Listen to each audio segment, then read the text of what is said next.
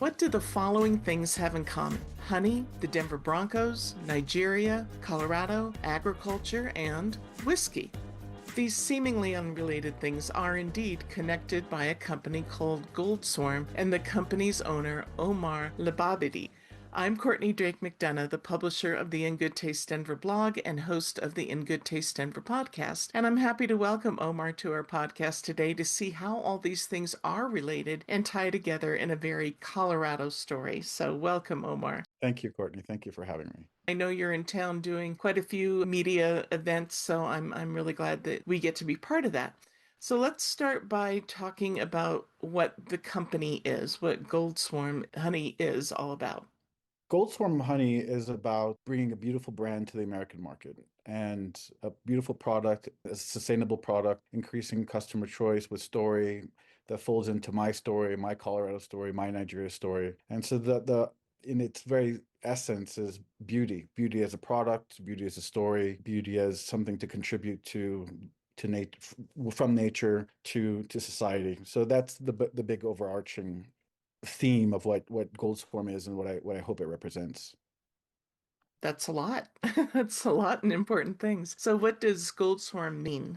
Goldswarm literally as a name is like gold, and then swarm being, as how bees swarm, but rather than a negative connotation in a positive connotation of just the largeness and the coming together of lots in a very golden way and sort of being enveloped by gold. And so we felt that name projected that sense of warmth and sophistication, a reflection of the color of the honey itself, which has a very unique color and texture. Right. So what led you to get into the honey business? Well, it was kind of almost random. My family background has been agro-industrial, and I was working the forest in Benin, and we were camping out. And for breakfast, it was toast and honey, bread and honey.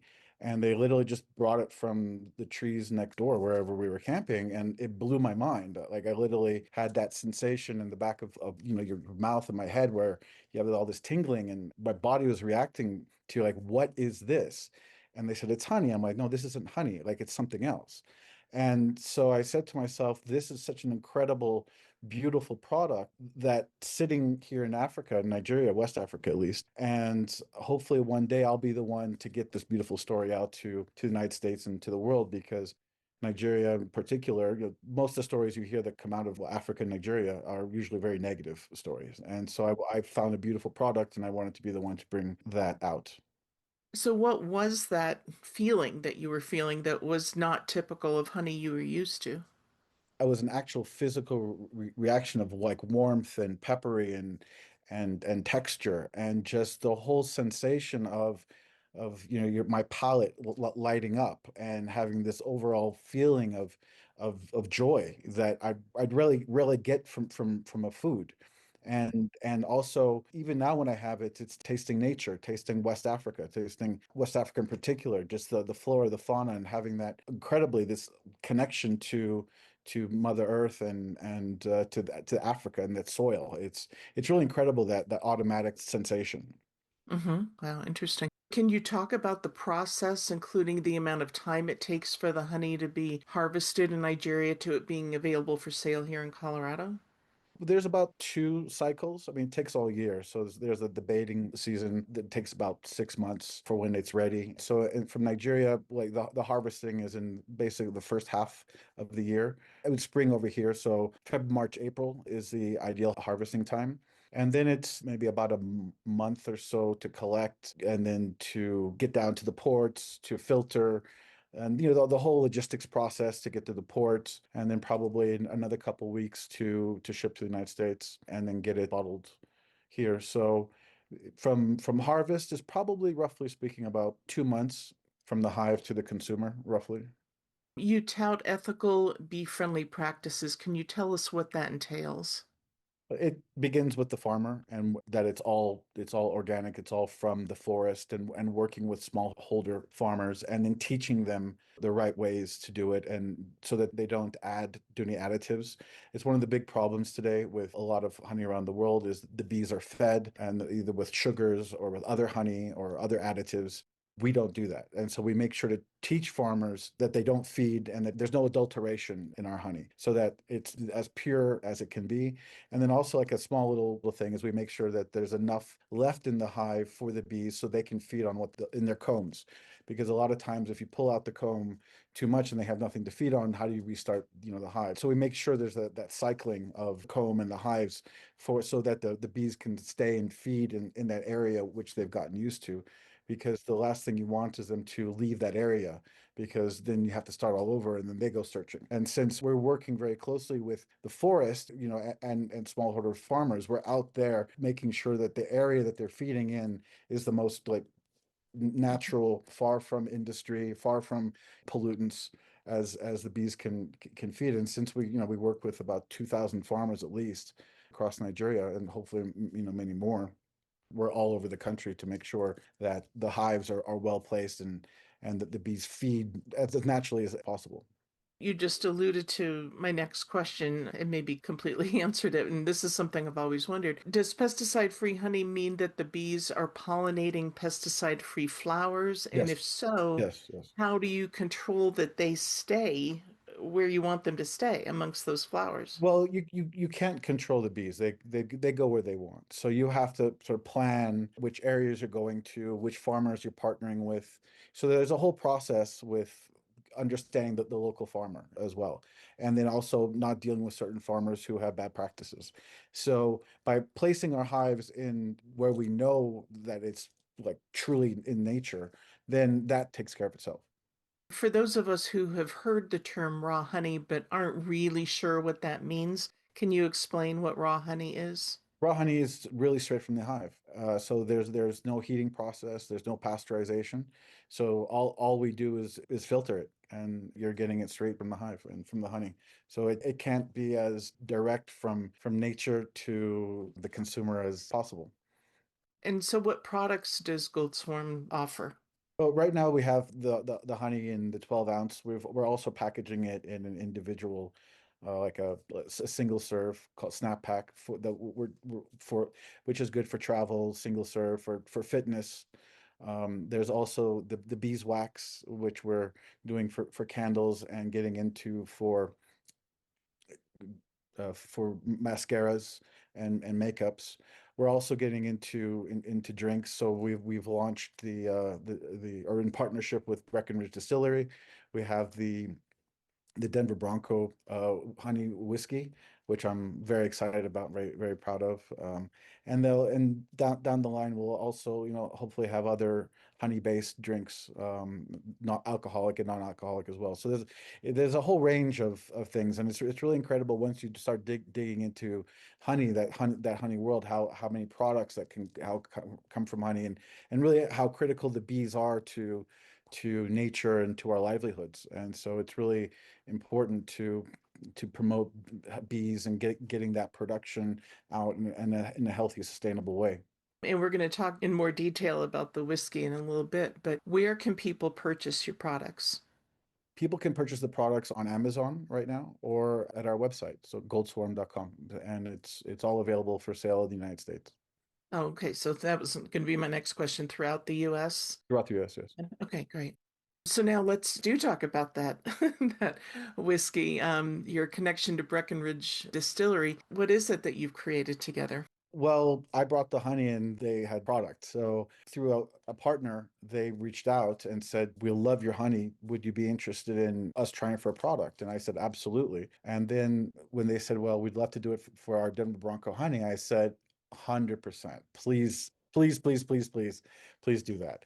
And so when they came back and they said that they loved the product and that it gave it their whiskey, their honey whiskey, its own flavor, and that they'd never tasted anything like that, I was so happy because that's exactly what I'm talking about. And what I referenced earlier is that this honey, it has its really own unique flavor that whether if you're having the honey as honey or now into a whiskey, it comes across. And so it's very special. It's a very special product. And so I was happy that it was being recognized not by an amazing company like Breckenridge, but then you add on top of it that it's the Denver Bronco whiskey, which is particularly meaningful to me. Yeah, so explain that. Explain the Denver Bronco connection. My grandfather, my mom's dad, he was one of the founders of the Denver Broncos in the 60s with the original group. He was there, he was a lawyer, had shares, and then when it was first sold, I think it was second sold to in 1980. So I grew up with, hearing about the Denver Broncos every summer, going to the games, going to the camps and so on and so forth, and just being my heroes. And so the Denver Broncos has been part of my life, what in Nigeria and Egypt and everywhere as my favorite team in the world. And also, I consider myself the number one fan in Nigeria and maybe in Africa. I'd go as far to say even Africa. I thought you were going to say in the US and Well, I think I get some competition for that one. So like yeah, I'll work my way up to that those point. those would be fighting words. Yeah, I'm exactly, sure. exactly. Yeah. Do you know how the honey whiskey is made? Like, I don't understand the process of, incorporating honey in whiskey making. They have a process for distilling it, and that's also what makes the drink so unique is they're not adding the honey, they're actually distilling the whiskey straight from the honey, so you're getting true honey taste in through the liquid. Wow, interesting.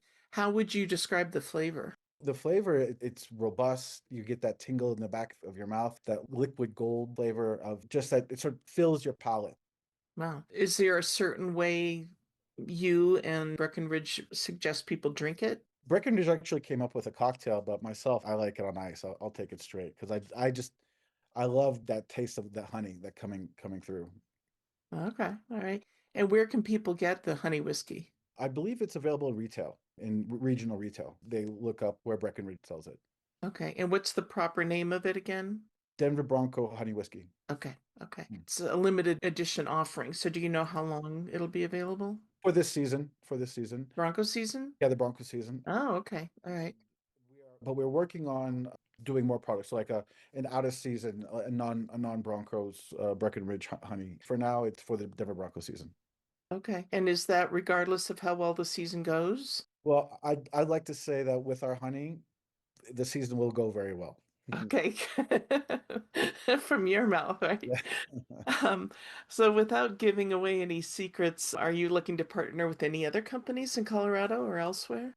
Yeah, actually, our packer is Colorado based as well. So I'm so happy with the Breckenridge start is it allows me to be part of the Colorado community, not just as coming to visit, but on a business level, and on a social level. So there's a lot of partnerships that I'm hoping to build upon here in Colorado, beginning with through the Breckenridge and our packers. And I mean, funny enough, the U.S. National Honey Board is based here in Colorado. So Oh, yeah. I did not know that. Tell us a little bit. I know you have the connection to your grandfather, but did you live here a long time? And how does Nigeria and Egypt come into your life? So I was born in Estes Park and then grew up in Nigeria and Egypt. And then I would come back for all my summers and spend my summers here in Colorado. It would be with up in Estes Park with my grandmother, Estes Park, Boulder, Denver, throughout the summers, and then back to Nigeria and up until I was about 13. And then I went to Egypt for high school. And then after high school in Egypt, I came back to the US for my undergrad at Georgetown, which is why I know McDonough because the school there is the McDonough School of Business at Georgetown. Hmm. And then otherwise, then went back to Nigeria as an adult and have been there pretty much since 2001, other than coming back for different degrees, master's degrees in the United States, but otherwise have been in Nigeria since and coming back to the US, coming back to Colorado. Okay. Okay.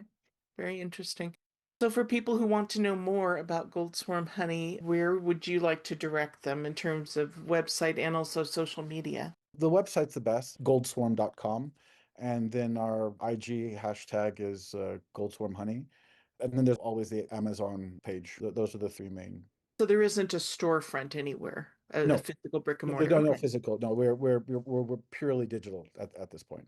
Okay. Great. So, with the In Good Taste Denver podcast, we always have an associated article on the ingoodtastedenver.com website. So, we'll have a little player there where you click and be listening to this as you look, but we'll have a picture of you, Omar, on there, and some other pictures of your honey and the products and the operation in Nigeria. And there was a beautiful picture of the honey. I guess it was like just post filtering where it's pouring through, and it's just so beautiful. So, I'll be sure to include lots of photos in there too. And we'll have live links to your website and to your Instagram page so that people can just be listening and looking at those gorgeous pictures and click right through to find more and purchase your products online. And the In Good Taste Denver podcast is available pretty much anywhere else you like to listen to your podcasts. So, Omar, thank you so much for fitting our podcast into your busy schedule here in Denver. And I'm so excited to learn more about Goldswarm Honey, and what you're doing is just, it's such a wonderful thing. I love it when it's not just about a product, that there is a higher purpose to what somebody does. And that's definitely the case with you. So thank you for sharing your story. Thank you for giving me the time and the platform. I really appreciate it.